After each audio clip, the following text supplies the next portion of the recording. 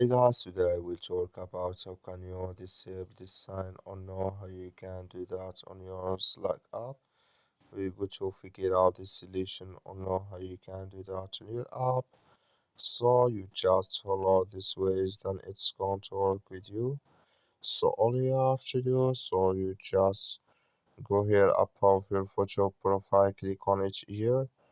When you just click on it here, when you just click on it, it's going to take you to this list. It's going to show for you like this.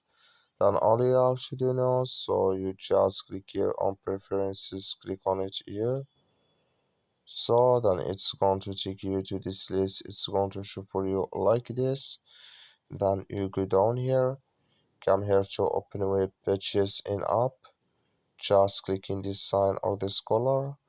Like you see color, it's going to mean here open web pages in app. It's disabled with us now.